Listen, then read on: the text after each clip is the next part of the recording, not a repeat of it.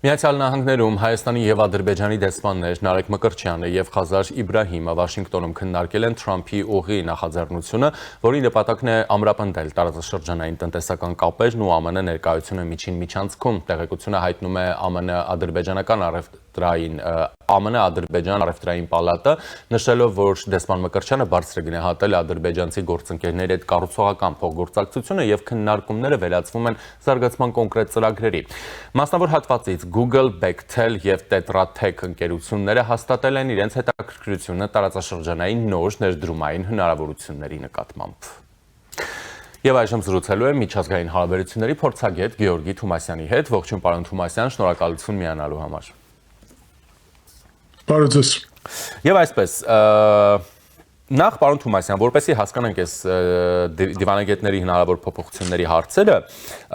հասկանանք, թե ինչ ասել է նախ ամերիկան առաջինը կարգախոսը, այսինքն Միացյալ Նահանգների դեսպանը օրինակ Հայաստանում առաջ չի տանում ամերիկյան շահերը։ Սա ներքին քաղաքական մոտեցում է Միացյալ Նահանգներում, որը նախագահ Դոնալդ Թրամփը երկար ժամանակ է առաջ է մղել եւ կարողացել է հաստատել, որի գլխավոր տրամաբանությունը նրանում է, որ արտաքին քաղաքական եւ ներքին քաղաքական բոլոր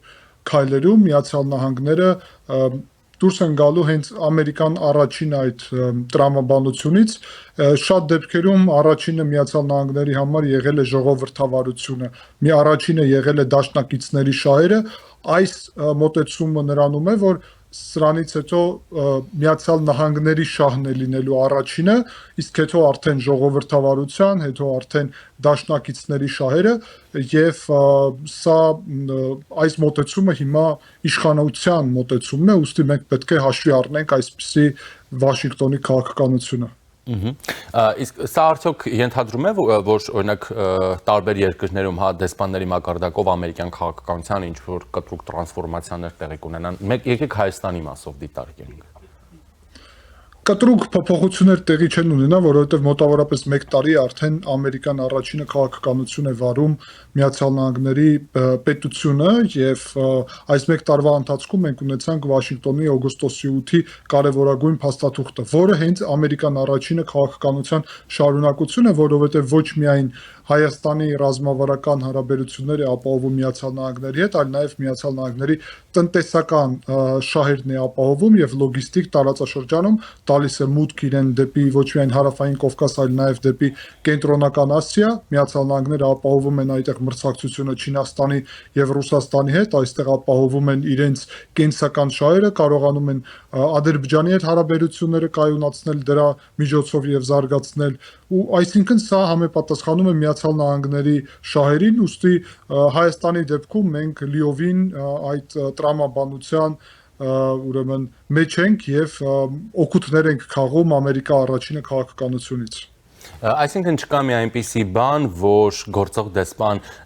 Քրիստինա Քվինը չէր կարողանել եւ պիտի նորը անի։ Ես կարծում եմ, որ ամեն դեպքում դեսպանների փոփոխությունը ընդհանուր առումով դրական է, որովհետև բոլոր դեսպանները, երբ համապատասխանում են Վաշինգտոնի կողմից նշանակված այդ ուրեմն նկատի ունեմ Դոնալդ Թրամփի աջակցությունը ունեցող դիվանագիտական ծառայությունին, ապա դա ավելի մեծ հնարավորություններ է բացում նրան, որ վստահությունը ավելի բարձր լինի իրանց դիվանագիտական ծառայությունների հանդեպ եւ միևնույն ժամանակ, որ Վաշինգտոնը այստեղ այն օրակարգը տանի, որը Վաշինգտոնում վերջի ձևակերպված եւ ձևավորված արտաքին քաղաքականության արդյունք է։ Նույն տրամաբանությունով խոսքին շատ կարևորը այն է, որ Վրաստանում երկար ժամանակ է չկա դեսպան, ուրեմն եւ կա Միացյալ Նահանգների դեսպանության գործերի պատասխանատու, նոր դեսպանի չնշանակելը նաեւ կապված է նրանից, որ նախկին դեսպանը իր ցանկությունով հրաժարական տվեց եւ իհարկե հասկանալի է, որ դրանով ավարտեց նաեւ իր կարիերան, բայց դրանով նաեւ տվեց հնարավորություն աշխատակազմին նշանակի նոր դեսպան, որ որևէ սպեկուլացիոն քննարկումներ չլինի, որ այս դեսպանը, որը Վրաստանում եղել է, չի անցկացնում Դոնալդ Թրամփի շահերը։ Ուստի ես կարծում եմ այս թարմացումը դիվանագիտական ուղղությունով շատ բնական է, հաշվի առնելով Դոնալդ Թրամփի աշխատակազմի մոտեցումները եւ քաղաքականությունը։ Ես ուզում եմ հիշեցնել, որ Հայաստանում ԱՄՆ դեսպան Քրիստինե Քվինի պաշտոնավարման ընթացքում Հայաստանը բավականին բախտորոշ ժամանակաշրջաններով է անցել 2023 թվականի իրադարձություններ, այնուհետև մենք Միացյալ Նահանգների հետ ռազմավարական գործակցություն կնքեցինք եւ հետո օգոստոսի 8-ի համաձայնությունները, հուշագրերը եւ այլն, հա։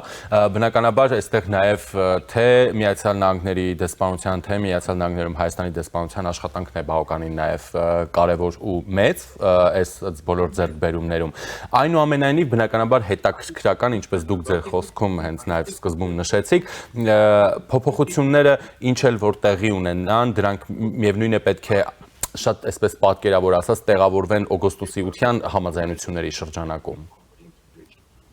Ոչ միայն տեղավորվելու են, իմ պատկերացումով նպաստելու են նույնիսկ, որովհետև նոր դեսպանը արդեն գալու է հստակ օգոստոսի 8-ի տրամաբանությունից հետո։ Քրիստինե Քվինին մենք պետք է մեծ շնորհակալություն հայտնենք իր կողմից կատարած հսկայական աշխատանքի համար, բայց այդ աշխատանքը տարբեր փուլեր ուներ, այդ թվում Միացյալ Նահանգների հետ ռազմավարական հարաբերությունները եւ օգոստոսի 8-ի փաստաթուղթը ձևավորելը, բայց հիմա մենք արդեն ուրիշ իրողության մեջ ենք, երբ արդեն այդ ամեն ինչը ձևավորված է, այդ փաստաթղթերը պատրաստ են եւ հիմա պետք է աշխատանքային խորացնել բոլոր ուղղություններով համագործակցությունը։ Ուստի ես համարում եմ, որ Քրիստինե Քվինի առաքելությունը շատ բարձր մակարդակով ինքը կատարել է, բայց հիմա անհրաժեշտություն կա Միացյալ Նահանգներում այդպես են տեսնում, որ ուղարկեն տարածաշրջան նոր դեսպանին, որը կկարողանա ել ավելի խորացնել այդ ուղղությունով բոլոր հնարավորությունները եւ համագործակցությունը եւ այդ դեպքում նաեւ դրական կլինի, որովհետեւ որևէ մեկը չկարողանա նշել, որ սա Դոնալդ Թրամփի ուղարկած դեսպանը չէ եւ իր հայտարարությունները միանգամից նախագահ Թրամփի հետ կապնված կլինեն, այլ ոչ թե խոսքին սպեկուլացիաներ կլինեն, որ արդյոք սա Թրամփի հայտարարությունն է, թե այս հայտարարությունները գալիս են դեսպանի անձնական մոտեցումներից եւ այլն եւ այլն։ Այդ թեմաները սպեկուլացիոն լինում են, երբ Ամերիկայում փոխվում է աշխատակազմը, նկատի ունեմ խոսքին հանրապետականից դեպի դեմոկրատներ եւ հակառակը դեմոկրատներից հանրապետականներ։ Ուստի դա շատ բնական ներքին գործընթաց է։ Բացի դրանից արդեն Քրիստինե Քվինը տարիներ է Հայաստանում իր գործունեությունը ծավալում է, այդտեղ գիտեք, որ դիվանագիտական պրոտոկոլով նաև ժամանակի սահմանափակումներ կան։ Պարոն Թոմասյան, դուք շեշտում եք օգոստոսի 8-ից հետո արդեն ստեղծված նոր իրավիճակը եւ օգոստոսի 8-ի համաձայնությունների կյանքի կոչման անհրաժեշտությունը եւ կարծում եք, որ այդ փոփոխությունները նոր լիցք եւ դինամիկային հաղորդելու եւ նաեւ միտված են լինելու դրան։ Այս համատեքստում ես նշեմ նաեւ, որ մենք տեղեկություններ ունենք, որ փետրվարին սպասվում է Միացյալ Նահանգների փոխնախագահ Ջեյ Վենսի այցը Հայաստան եւ նրա այցի ժամանակ տեղի է ունենալու Մեղրիում տեղի ունենալու TRIP-ի ու հիմնարկեքի արարողությունը, հա։ Սա նաեւ դրա հետ է փոխկապակցված, եթե այս տեղեկությունները ճշմարտացի են։ Այդ թվում եւ իհարկե այդ տեղեկատվությունները շատ տրամաբանական շարունակություն են ստեղծված իրավիճակի, ես հուսով եմ, որ դա տեղի կունենա եւ Ջեյ Վենսը կամ մյուս տարբերակով պետդեպիքարտուղար Մարկո Ռուբիոն կայցելեն Հայաստան եւ Մեղրիում այդ թվում կմասնակցեն այդ TRIP-ի բացման գործընթացում TRIP-ի ծրագրերի օրերս գիտեք, որ Երևանում հետո նաև մեկ օր անց Բաքվում Միացյալ Նահանգների բարձր պաշտոնյաները քննարկումներ են կազմակերպել երկկողմ նաև օրակարգների ակտիվացման ուղղությունով, որը ստորագրվել է Վաշինգտոնի օգոստոսի 8-ի փաստաթղթերի զուգահեռ։ Միացյալ Նահանգների օրակարգը տարածաշրջանում շատ ակտիվ զարգանում է, հատկապես այն իրավիճակում, երբ տեսնում են, որ Վրաստանը այլևս վստահելի գործընկեր չէ Միացյալ Նահանգների համար, դա տեսնում են նաև տարածաշրջանի պետությունները, ուստի ամբողջ ուշադրությունը հիմա Վրաստանից շեղվել է դեպի Հայաստան-Ադրբեջան Միացյալ Նահանգների համար եւ այդ TRIP-ի կարեւորությունը գնալով էլ ավելի աճում է։ Դրանից է գալի, որ Ռուսաստանը ցանկանում է եւ դրա մասին հայտնել էր, որ մասնակցի TRIP-ի գործընթացի մեջ, արդեն մերժելը հնչեց Երևանից TRIP-ի վերաբերյալ, բայց գիտեք, որ հանձնարարական է վարչապետ Փաշինյանը տվել երկաթուղին, որ վերականգնի Ռուսաստանը, որտեղ Ռուսաստանի վերահսկողության տակ է RŽԴ-ի այդ երկաթուղին Ղազախ-Իջևան հատվածում եւ Երասխի հատվածում, բայց